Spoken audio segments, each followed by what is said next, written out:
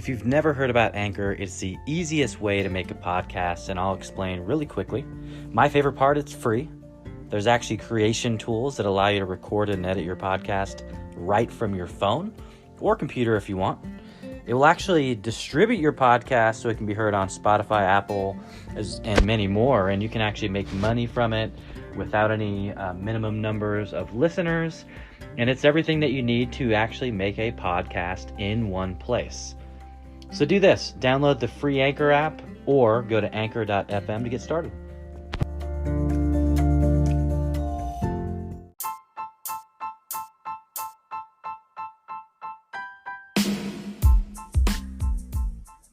In this episode, we learn about Bridget's journey from NCAA Cheerleader to the NFL, and then what inspired her to start her own show and where she feels like her show is going to go in the future.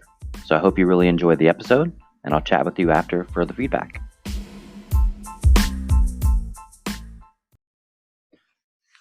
Hello, everybody, and welcome to the Blaze Your Own Trail podcast. I'm your host, Jordan Mendoza, and today I have a very special guest with me. Her name is Bridget Case, and I'm going to give her just a couple minutes to give you a quick intro, and then we'll jump right into the conversation. Well, Jordan, thanks so much for having me. I mean, you're really setting me up here. I got to apparently make myself sound better than I am. So I'm obviously a fellow podcast host. I'm a journalist, and I have been for quite a few years now, but started my own podcast because I just wanted to do some kind of the same thing as you. I want to share people's stories. So that's why I'm super excited to be here. Because I feel like we have very much in common. But yeah, so my journey's been a long one. I knew that I wanted to be in sports media as a really young kid. I always knew I wanted to be a journalist. I didn't know if it meant I wanted to be on camera or talk. I just knew that I wanted to share stories. And so I started a newspaper, I think back in elementary school, where I would just write every single page out with colored pencils and pass them out to the class. And so sharing stories has been something that's I've been super passionate about my entire life. And getting to college, I knew I wanted to be a journalist, but my main focus obviously in college was being a cheerleader at the University of Oregon. And because it was such a high profile environment, that was my main focus for those 4 years. I went to 3 BCS bowl games. I went to a national championship game my freshman year in the 2010 season, the 2011 championship. So of course it didn't go our way, but just an unforgettable college experience. And then I went to cheer in the NFL for the San Diego Chargers at the time for a few years, and then called it quits after I was just ready to move on and really focus on being a journalist. And after I made that decision, I hopped around media markets for a bit and got my start in Palm Springs as a high school football reporter, and then at the NBC station out there, and then hopped around a little bit. And my last stop before here was in Eastern Washington at the CBS station out there as the weekend sports anchor and weekday reporter. So it's been quite the journey. It's been fun to meet so many different people, and now I'm doing my own thing. Now I have my own show, and it's been good, so I'm just kind of figuring out things as I go along, but it's very rewarding, I would have to say. That is awesome. That's an awesome intro, and definitely cool to hear a little bit about your journey. And I definitely want to jump into more of it here on the show.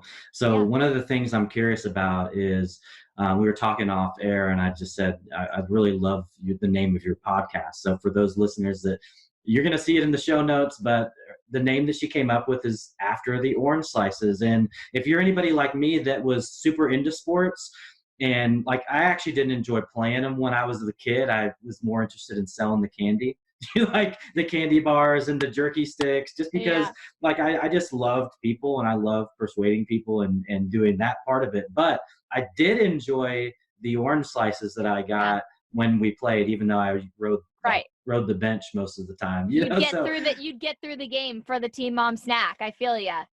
That's exactly it. So what made you use that title? I know the reference, and I think sports fans out there, if you played at any level, right, from T-ball and on and so forth, probably know. But so what what made you choose that? Well, I think exactly what you said is so relatable, right? Like anybody can relate to it, whether you've been an elite athlete, an Olympian, a Super Bowl champion, or you played 1 year T-ball, you played 1 year of AYSO soccer when you were a 4-year-old. I just think it's something that we all can understand because we've all been there when you're in a game and it's either halftime or after the game. When it's done, you have a Team Mom snack, and usually it's orange slices. I know all growing up, in the 90s, it was like Gushers, fruit roll-ups, Capri Sun, and orange slices. So I just feel like that's something that everybody can relate to and have this really pleasant memory because so many times as elite athletes, there are so many, as much as we love the sport that we play, there are so many hard negativities that come with the game, right? So when you think about a childhood memory and something as positive as thinking of eating orange slices and after orange slices, which is my title, it brings back all of the positive memories. So that's kind of how the correlation works in there. Yeah, yeah, it's very nostalgic to me, Right. so and like you said, nostalgia is relatable, being in that environment, it kind of almost brings you back to those moments, right? Mhm. And whether you win, lose, or draw, you were going to get something, Exactly. no Totally. matter what Yeah. it was. Yeah. Right. So that is super awesome. So why Oregon? What made you go there? And I'm a massive Ducks fan. I grew up in Portland, Well, I can and tell. I became a massive Ducks fan because of my mom. I told she was Right. super into sports and she hated the Beavers, and so I was like, I'm a Ducks fan. And then like as I grew up, I started really loving the players and then you talk about that national title game where we both know that Dyer's wrist was down. Okay, you don't even have to debate about that on the show because we know. And Was right that was there. really a Yeah. time that Oregon was on top. So that was your freshman season. Yeah, that was my freshman year. Yeah, so I basically went to a school where I knew I could be in a winning environment. Like I wanted to be at a football school. So for me, it was in between Oregon and Texas at the time. So at that time, I think Texas was coming off the 2009 season. I can't even remember when that was, but a couple of years before, they had just won the national championship, and Mac Brown was there. It was such an exciting time to be in Austin. So for me, it was really in between Oregon and Texas, and it just honestly came down to weather, beauty of the school. The cheerleading team is so high caliber, and at the time they'd just been named best in the country by Fox Sports. So I just knew that that's where I wanted to be, and yeah. So that's what it came down to for me. Honestly, most people think it's like a much more romantic story than it really is, but it's just, hey, I wanted to be at a winning program. And we did not lose that year, right? I Yeah. mean, Nope. what an amazing Undefeated. season Yeah.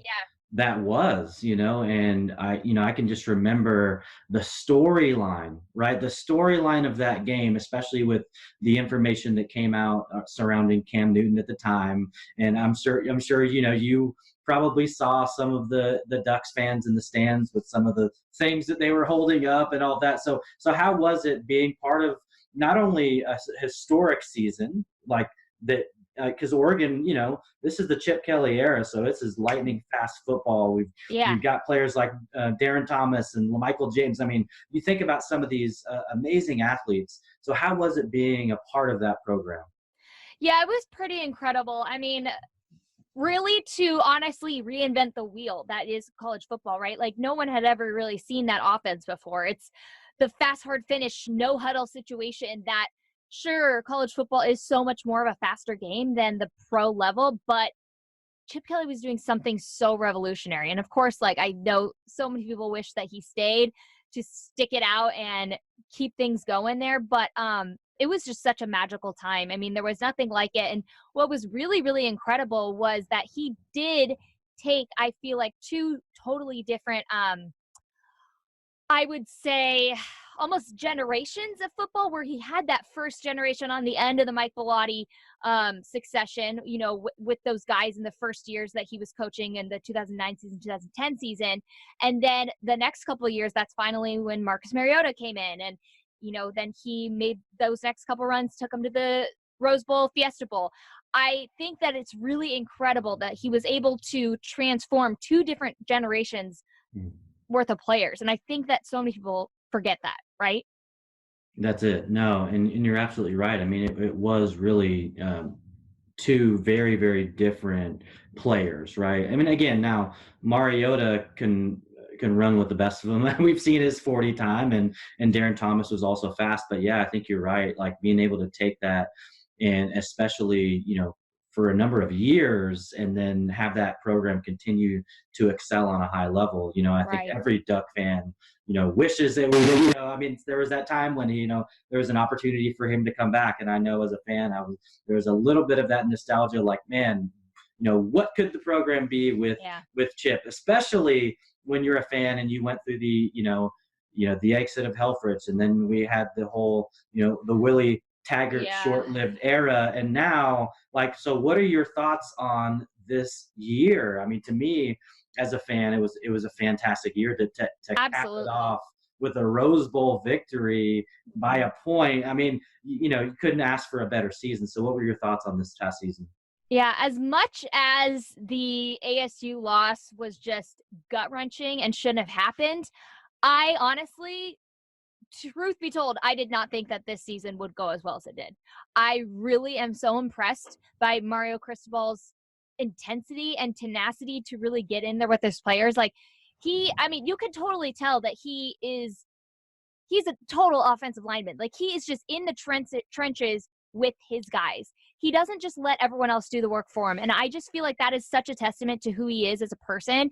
And I feel like when Willie Taggart got there, he totally gutted the entire system, gutted every person on the staff. And now Mario Cristobal's really working, I feel like, with the culture that is Oregon, and they're finding that happy medium. And it doesn't feel like everybody who is a Duck alumni feels like so much of a stranger anymore. I know that so much of us, and I was talking to former players, I remember when Willie Taggart was first hired and all of these changes were first happening, it just kind of felt like a slap in the face, to everything that Oregon had accomplished and everything that these past guys had established. And now it feels like Mario Cristobal really is honoring the legacy that is Oregon. He knows the success that is the past, that is having Marcus Mariota, the Heisman winner, that is the Chip Kelly era. And it feels like so much more of a respectful relationship. And I think, honestly, that all of that off the field, really translated into their success on the field this year. And I'm going to be honest, I had no idea that we were going to do this well this year. So I'm just honestly so impressed with how he's got things running in Eugene right now. Yeah, and I think you hit it dead on. It's a culture shift, right? I mean, there Mhm. was a massive culture of accountability. It was a culture of brotherhood. I mean, when you see Panay Sewell's speech for the Outland Trophy, and if anyone has not seen it, get prepared to sweat some Yeah. tears out of your eyes, because I mean, the things that he says about Mario Cristobal was just so impactful. Yeah. Hey, thank you for told him not to wait. Go get it this year.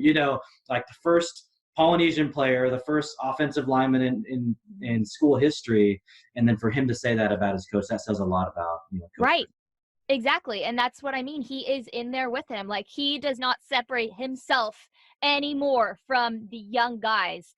Then, even though he's the one getting paid, he's the one getting paid the big bucks. He is in there with them doing the work. I love that about him. Yeah, and it shows a lot. Obviously, last year's recruiting class, best in school Mhm. history, and then the class that he signed this year with some of those late additions like Justin Flo. I mean, like the Oregon defense is looking very scary for Oh, not yeah. just the Pac-12, but like for the entire country. When you just look at Mhm. the class that we got last year with Kayvon Thibodeau and the year that he had, and then you look at those four guys that decided to come back. Jordan Scott, Thomas Graham, Lenore, right? I mean, you look at those guys and it's like, this defense is going to be pretty scary next year. What are your thoughts on where the defense is heading? Well, here's the problem. Well, not problem. Here's the thing. I just think that so many Pac-12 offenses are so weak right now that we're going to be so dominant anyway. Um, what I'm most excited about is to see what Herm Edwards can do, what Chip Kelly can do to kind of revive the Pac-12 South. And then that's really going to get me more excited about what our defense can do when it comes to playing in another Pac-12 championship, right? So I just feel like we are so ahead of the game right now. You know, all of a sudden, we used to have Stanford on our back constantly. We used to have UW on our back constantly.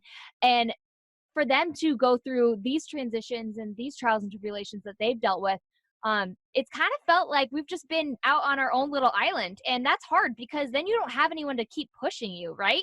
So I'm excited to see what will happen to the rest of the conference, especially on the other side, because we need some more competition when it comes to playing in these title games. I mean, especially because everyone hyped up the Utah defense so much. And I just am so shocked by the fact that so many people thought that Utah was going to take the Pac-12 championship this year. Shocked, honestly. And yeah, so I'm more so interested in what everyone else is going to transform into this year, and then we'll just kind of see how things go for Oregon, because it just depends on what everyone else comes with, because we're not playing enough SEC teams. So That's if we it. can get to the playoffs again, then I think our defense will really come into key, right? So That's it. Yeah. And our only hope to get in, is strength of schedule. So I think you hit exactly. it on there. Yeah. Which is Hey getting guys. better. Which is Yeah. getting better. It's gotten way, way, way better. I mean, when are we playing Ohio State? I can't even remember. I think But that's it's coming up. And then we've yeah. got, playing Georgia, like in Yep. Atlanta, like that's Mhm. coming. And I live in Mhm. Atlanta, so I'm super pumped about that game coming here, because I'll definitely be there. My son, actually, my oldest son is 15. So he's a freshman in high school. Mhm. And he plays safety. So he looks up to he follows Oregon because Totally. I'm a big fan, and he Yeah. looks up to a lot of those players. And I keep the hardest thing, and this isn't just with kids. I think this is you were around college and NFL athletes, so that you could probably relate to this. But a lot of times it's a mindset thing, right? It's like, for him, if he would fail on a play, like that would carry for the next 8. And I'm trying to get him to, like, shift your mindset, like have amnesia almost, because like that play's done with and you Yep. have to go on, Move because on. what have you noticed about players that hold on to that? That's a really good question. I would say a lot of it carries over from past games. So being at Oregon, when you have such a successful season and then all of a sudden you miss a field goal against Stanford, that just ruins your life, right? And then your kicker's getting death threats and calls, and it's the end of the world. But if you can't get over that, you're not going to be able to succeed in the postseason. Of course, like when I was there, it was still the BCS era. So I feel like it was there was so much more on the line, right? Because one loss and you're done. There's no shot at, playing the national championship at that point. So obviously things are a little bit better now, but I feel like players then had a really, really hard time with coming out of a loss. I just remember being on campus after a loss and it just being dead, it just being silent. And it's really hard for these guys to come out and just regroup, reframe, because when you come back out that next weekend, it's a new day. It is a new season almost. You have just got to stop thinking about what had already happened, even though you might have blown your whole chances at, I guess, now the playoffs.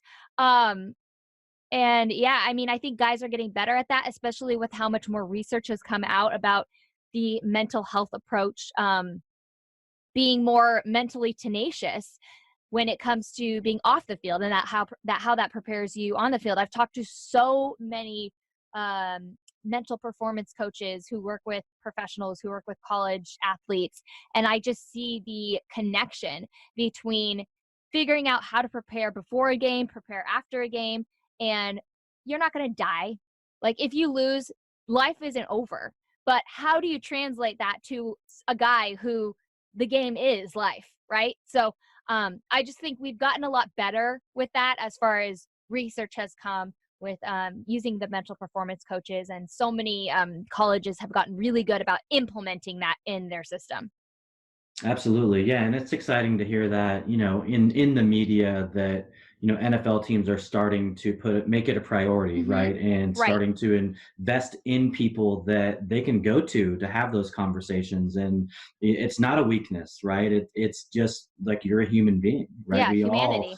Yeah. we all go through the Right. struggles and the ups and the downs. Now they're doing it at a higher scale that has millions of dollars in implications. So but I think it's been a super important thing to happen, and you applaud guys like Kevin Love for coming out and telling his story and Mhm. putting that out there, and I think that's hopefully is good for the younger guys to see, the ones that are still in high school and that are still in college, to be able to see those people taking a stand and saying it's okay to talk about these things. Mhm. Exactly. No, I love it. And I mean, I remember with Kevin Love, I was covering the All-Star game. I think he came out with his article in the Players Tribune right after the All-Star game. It was like maybe a month or two after, right?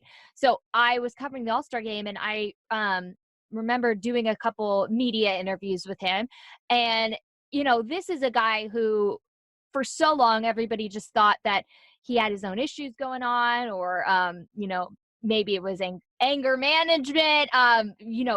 Most people saw this guy who went into UCLA, wasn't very mature, didn't know how to handle his ish, and then all of a sudden jumps into the league, and is kind of hidden behind his big body.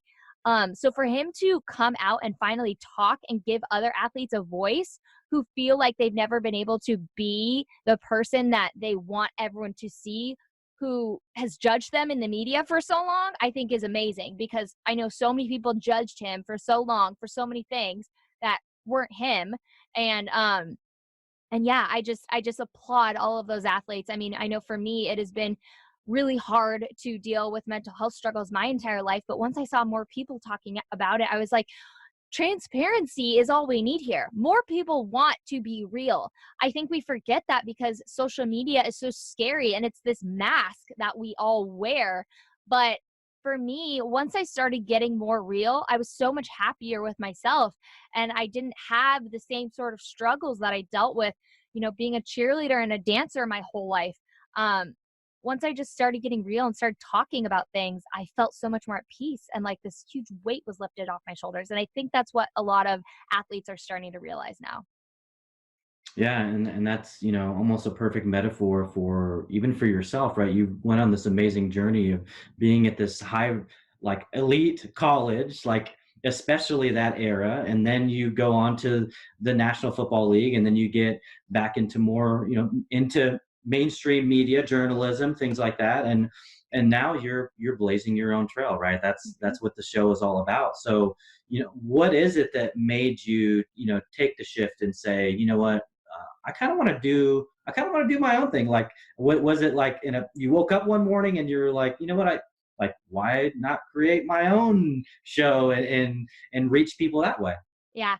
Okay, I guess I would say it was a little bit of both. One, I was a little bit forced into it because after my last job ended in Eastern Washington at the CBS station up there, it was a great gig. I learned a lot, I improved, but I wasn't getting better. I didn't have a mentor up there. It was a small area. I'm running around covering a ton of games. I didn't have the time to really hone in on my journalism skills, and I didn't have time to really learn how to get better. I was scrambling to get in more. It was the whole quantity over quality thing, right? So that was really frustrating to me, and I was barely making anything. As a journalist, most time in smaller markets, you're only making $20,000 a year. So it's barely anything. And to me, I don't do it for the money at all. Like, no way. But I just felt like if I'm not going to get better, I'm not going to re-sign my contract. And it was either sign another 2-year contract or leave and take a chance on myself that I would get another gig. And I had a awesome agent. I still have him. But I had signed with an agent quite a bit before my contract had ended, and we were getting all of these job requests coming in, and interviews, and I was, getting told, "Oh, okay, would you take this job for this amount of money here?" And it was looking like things were good, but I just kept being that person right behind the other person who would get the job. Or I would just wait on something that I was told they really loved me and they wanted to hire me, but then all of a sudden crickets, nothing would happen. So I just realized, you know what? I'm not going to just settle and sit here on my ass. I'm going to move home back to California with my parents. Did not want to move back in with my parents, but I did it. And honestly, it's not that bad if anyone out there stressing about it. And I threw myself a little bit of a pity party for a bit. I totally, totally did, if I'm going to be honest. And I just saw myself as this failure. I saw myself as this person who had been at the top, being it as an Oregon cheerleader, being an NFL cheerleader for the Chargers. I felt like I had had all these things, and then I had all these jobs as a reporter. Why wasn't I able to move up? And then I just had to realize, well, I'm in a lucrative industry. I knew that going in. I've got to be tougher than this. You've got to have thick skin. The great thing that I really appreciate about myself is I do have pretty thick skin when it comes to critique, because as a journalist, you get critiqued all the time. You'll get emails in from people all the time. And I realized, you know what? If I can deal with somebody calling me a hussy on air, I can totally deal with anything that comes my way in life. So I just realized, you know what? I've been missing out on the digital movement that is this, YouTube, podcasts, whatever it may be. I just felt like being a cable news reporter, I really had missed out on what everyone else was doing in the world.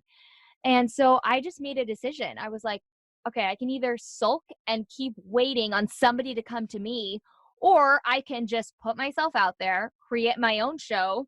If it fails, it fails, but whatever, failure drives me. Every time I've failed, I've been able to pick myself up and keep going and find a new way to succeed, right? So honestly, I just started the show. This was this past summer. I just decided to just launch it. I didn't even know what it was really going to be about. I knew that it was going to be sports focused and more of the human interest side, but I didn't really know where it was going to go. And then all of a sudden it just blew up into this huge thing where people want to come on as guests, and I'm getting all these requests. And I just realized, wow, like this is actually becoming a bigger platform for people than I realized. I was just doing this selfishly because I was out of a job, but it's been the most incredible, humbling journey because I'm doing all the work myself. I was doing all the work myself anyway at my last few jobs, but I just realized there's no perfect way to get to the top. It doesn't mean that I'm going to fail and I'm not going to be where I always thought I would be as an 8-year-old future journalist, right? So I always thought like, well, I have to be the highest of high at ESPN. I always wanted to be on College Game Day. And I just realized there's no right way to do it. And our media is always changing. And right now, podcasting is hot. Everyone's listening to podcasts. It's kind of the future. So yeah, for me, I just realized why give up on myself, and why worry so much about what I'm doing right now, and just do it. Just try. Like there is nothing that is going to be worse. Like what could happen? What's the worst that could happen? I just honestly want more people to just take a chance on yourself and just try it. Because if you fail, great. You're going to learn something about yourself, and you're going to learn what you can do better next time and why that didn't work. And all of a sudden you find something that you love and you're starting to get into the groove of things. And that's kind of what happened for me. And now I'm, loving it, and I'm just getting all of these opportunities, and I'm excited to go to Super Bowl next week and cover things there. And I'm just pumped because I just took a chance on myself, and I was so scared to do that when I was younger. I wouldn't ever take chances. I was so scared because I felt like I had to do everything right and everything perfect the way that I had my life set out as a young kid. And now that I realize there's no right way to get to the top, everybody has their own path, it's so much more exciting. And whenever people ask me, what is your goal? What is your main goal? And I just say, I don't really have one. I know I want to be successful, and I don't want to keep doing this, but I don't know where it's going to take me. And I'm so okay with that because this has been the best opportunity that has come my way in my entire life. That's super awesome. That's an awesome story, and I love the journey, right? Because in life, it's all about the process. And I'm actually a firm believer that we are actually a sum total of all our failures, as long as Totally. we learn from them, Yeah. right? As long as Yeah. we failed and we learned and we picked ourselves up. And I had a lot of those same thoughts when I was getting ready to start my show. I was like, well, like who's gonna listen, Yeah. Who's right? going to Like listen? Yeah. who's gonna want to come on? And Am you I know gonna what? Yeah, it have, might only be one person. It might only be one person. One person might listen to your first podcast episode. One person might watch your first YouTube video. But you know what? You're going to get better every time. Your first stuff is going to suck. Let's be honest. My first stuff sucked, and then you get better, and it's amazing. Yeah, and it's crazy. And you know, I've never been never been the guy that's afraid to ask, right? So, you know, before I launched the show, I said, you know, I have these 5 people that I want to get on the show at some point. You know, obviously I put Gary Vee on there. I was like, at some point I want to interview him. Like he's Yeah. a legend when it Amazing. Yeah. digital marketing and media and everything. Heather Monahan was on my list, and she was my second I know. I guest. saw that. That's You know, amazing. I so love her. yeah, Yeah. she's awesome. So that was an awesome episode with her. I put David Meltzer on the list, CEO of Sports One Yeah. Marketing, Yeah. and now I'm interviewing him in February. I mean, so it's like Awesome. I just said to myself, like, what do you have to lose? Like, I want to share people's journeys about where they started, what they're going through, the good, the bad, and the ugly, and hopefully that inspires other people to take chances on themselves, Exactly. like you said. And so it's been, like you said, your journey, it's been like, you're gonna be at the Super Bowl, like I want to be at the Super Bowl. Right. So now I'm like, man, I need to put that on my list for next year, that I'm going to go to the next, right. Do it. But if we're not striving for those things, you're not going to get them if you don't take a chance on yourself, or, you know, decide to just say, you know what, like, I'm going to do this. And I'm in the same boat. I'm a one-man show. I'm doing the interviews and the editing and the post-production and the audiograms and trying to market it, you know, like as best you can. And I love this journey in the process because it's mine. Right. Exactly. And And no one can take that away from you. that's exactly it. And like you said, those opportunities. So what has changed since episode 1 for you? Oh my gosh, everything. So, I mean, I'm going to be honest, because I deal with mental health struggles. My whole life I've dealt with depression, very severe depression. And for me, I go through waves of being able to deal with my mental illness better than others. Better than other times, not better than other people.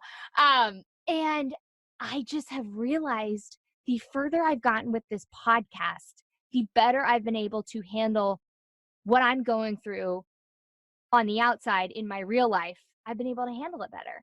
And it's just funny, like, I'm not going through anything very severe, but my thoughts can get very dark, and I hate being alone with my thoughts. And I've just gotten so good at compartmentalizing, at calming myself, at positive self-talk.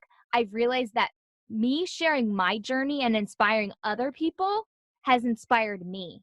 So every time that I'm transparent and I talk and I get on Instagram, which I used to hate social media, by the way. I got off Instagram for 2.5 years because it was so negative and it was such a depression trigger for me. But ever since I started using it for my podcast, and that was the main reason, it has been so positive. But I'll get on Instagram and I'll post a story and I'll be like, hey guys, you know, just got out of therapy. You know, I go to therapy once a week, blah, blah, blah. Like, if anybody needs help, you need resources, blah, blah, blah. I will share exactly what I'm going through. And I've realized that someone needs to hear that, because if I can just help one person who is dealing with similar things that I've dealt with in my life in the past, then I feel like a hero. So I feel so inspired knowing that I've inspired others, because then they start to open up to me about things that they're going through or what they've overcome in their life or accomplished.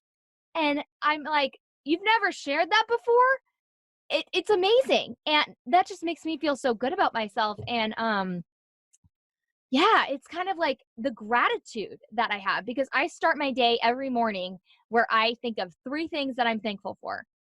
And that's how I keep away the negative thoughts. And that's the thing, like, people think so much, oh, depression, you're sad. No, when you struggle with depression, it doesn't mean you're sad about anything. It just happens, and can be debilitating.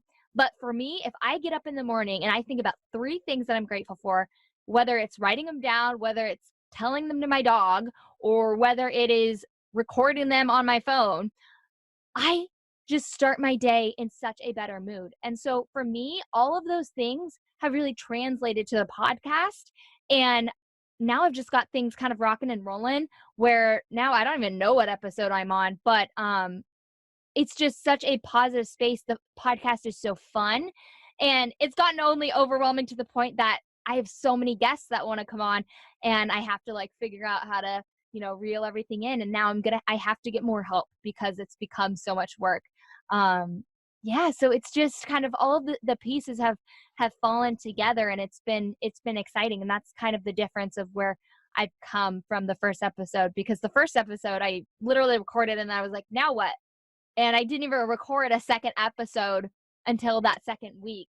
I was not prepared, right? So now I'm just, I've got a routine, I'm focused, and I'm loving it. And I'm so grateful to God that I was put on this journey and that I didn't get a job after my last job, because I wouldn't have found this, and I wouldn't have found really my passion and what I am so happy to do every day.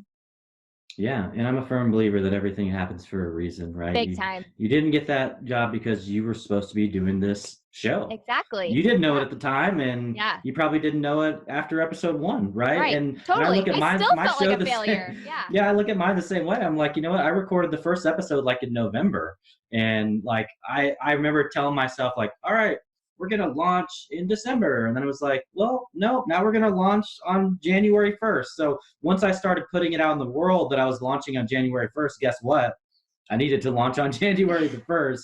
So, and I knew I wanted to have at least like an intro episode and then two other ones just to have content out there. Like that was Totally. my I love goal. it.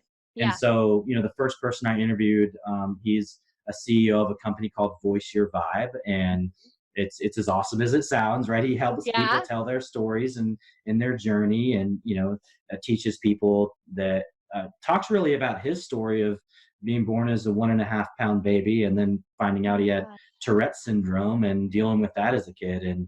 And just like you said, sharing that journey with people, sharing how you're feeling, being your authentic self, that's actually where it's at. Because Yeah. if you're transparent and you're vulnerable and you inspire, and Brian Schulman, this is this guy's name, you can look him up on on LinkedIn. I definitely follow his content, because he said that his goal was to inspire one person a day, Yep.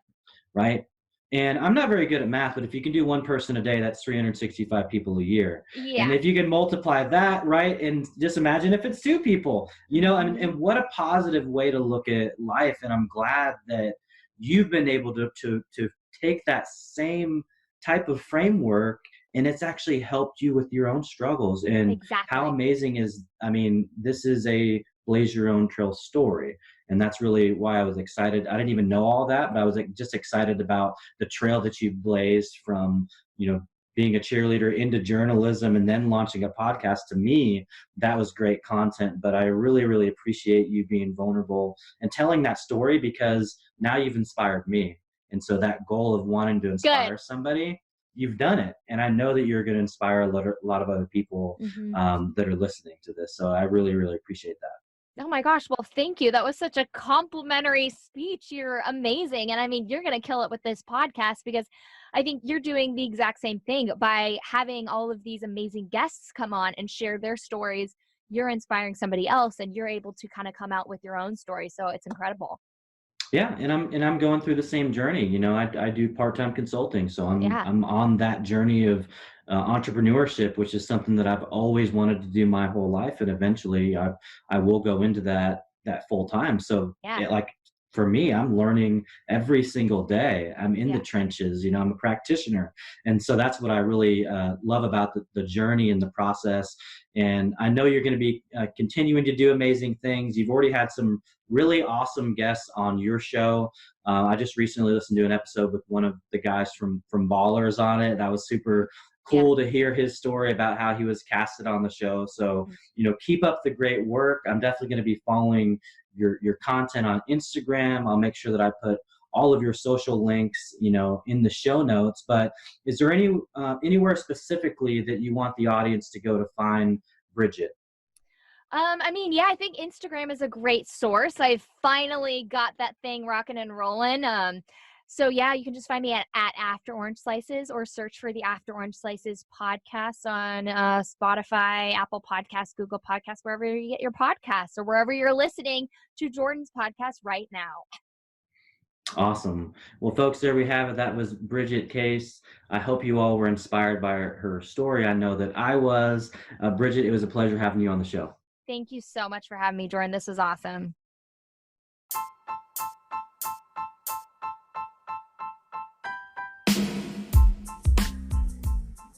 Well, I hope you enjoyed that episode as much as I did. It was so amazing, learning more about Bridget and the fact that she's wanted to do this forever. And I'm so glad that she did. I'm so glad that she started her show because it's providing a lot of value to other people. So do me a favor, if you haven't already subscribed to the podcast, make sure you subscribe and make sure to tell some friends about it if you enjoyed it. I would love to be able to share all of these messages and stories with more people. So thank you so much for listening, and I can't wait to share the next episode with you soon.